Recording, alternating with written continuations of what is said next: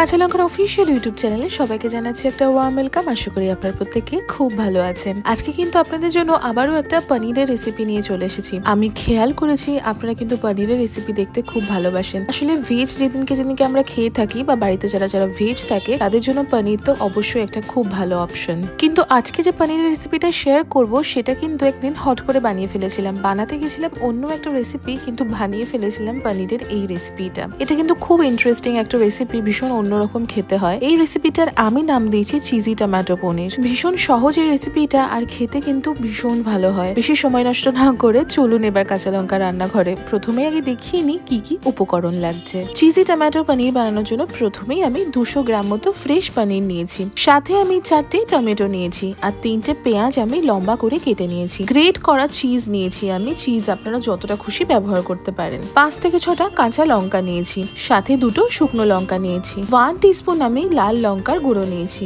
1 table spoon আমি জিরে গুঁড়ো নিয়েছি। 2 টিস্পুন আমি কাশ্মীরি রেড চিলি পাউডার নিয়েছি। 1 টিস্পুন ধনে গুঁড়ো নিয়েছি। 1 টিস্পুন আমি গরম মশলার গুঁড়ো নিয়েছি। 1 টেবিল স্পুন আমি গোলমরিচের গুঁড়ো নিয়েছি। 1 টিস্পুন আমি হলুদ গুঁড়ো নিয়েছি। 1 টিস্পুন গোটা গোলমরিচ নিয়েছি।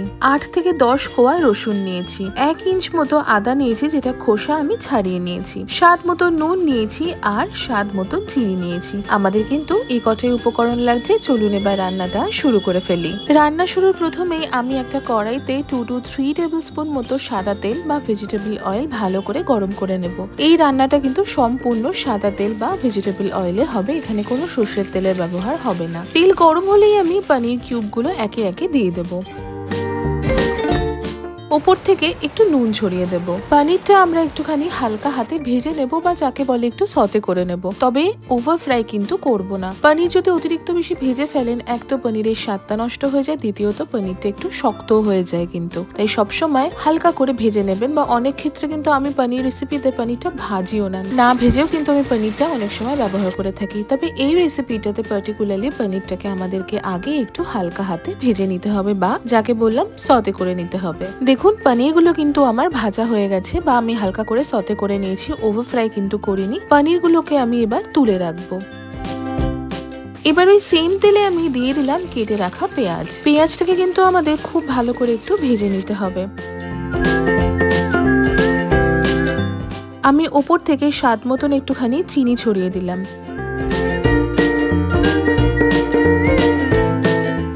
বেশ ভালো করে একদম লাল লাল করে ভেজে নিতে হবে। কাইন্ড অফ বেরেস্তা যেরকম আমরা বানাই সেরকম। পেঁয়াজ ভাজাটা কিন্তু এমন একটা জিনিস যেটা যে কোনো রান্নার স্বাদ বাড়িয়ে ফেলে। ধরুন আপনার এক ধরনের কোনো রান্না খেতে ভালো লাগছে না, একটু ভাজা পেঁয়াজ বেটে নিয়ে যদি রান্না করেন সেটা খেতে কিন্তু ভীষণ ভালো হয়। কখনো একবার ট্রাই করবেন। পেঁয়াজটা ভাজতে কিন্তু বেশ খানিকটা সময় লাগবে। তার মাঝে চলুন টমেটো গুলোকে আমি 4 ভাগে কেটে নেব। টমেটোটা কিন্তু আগে থেকে ভালো করে ধুয়ে পরিষ্কার করে নিয়েছি।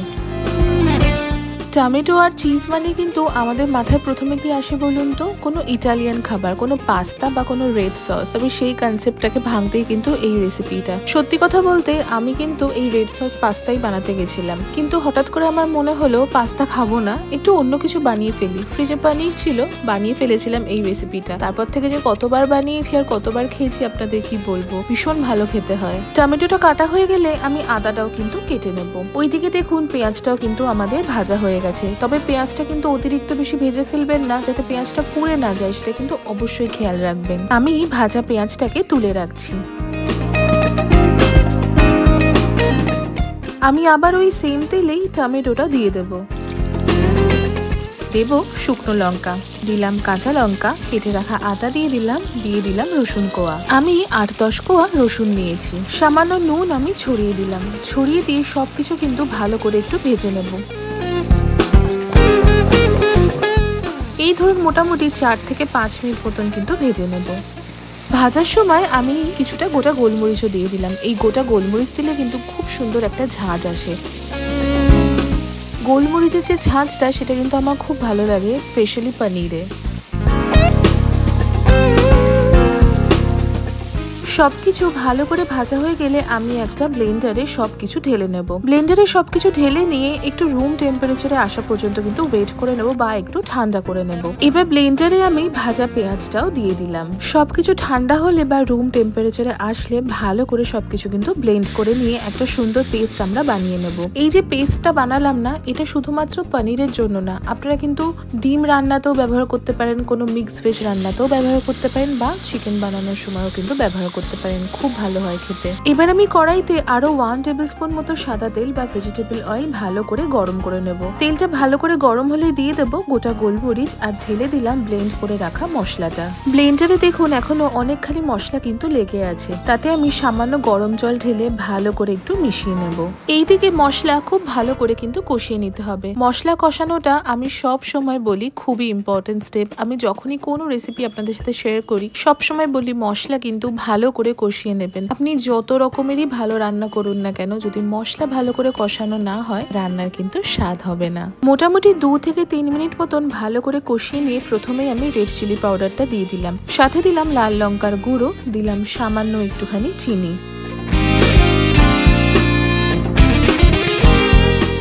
ভালো করে সবকিছু মিশিয়ে নিয়ে দিয়ে দিলাম হলুদ গুঁড়ো, দিলাম জিরে গুঁড়ো, দিলাম ধনে গুঁড়ো।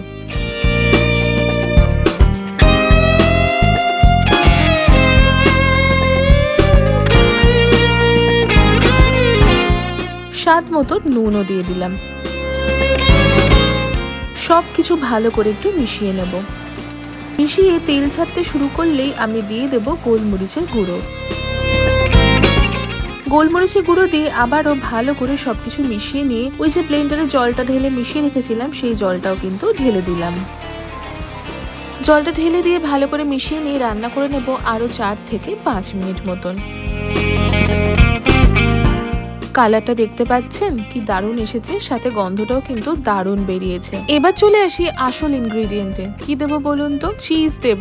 চিজ ছাড়া কিন্তু এই রান্নাটা একেবারে হবে না। এই চিজটা দেবার পর কিন্তু রান্নাটার টেস্টটা একদম বদলে যাবে।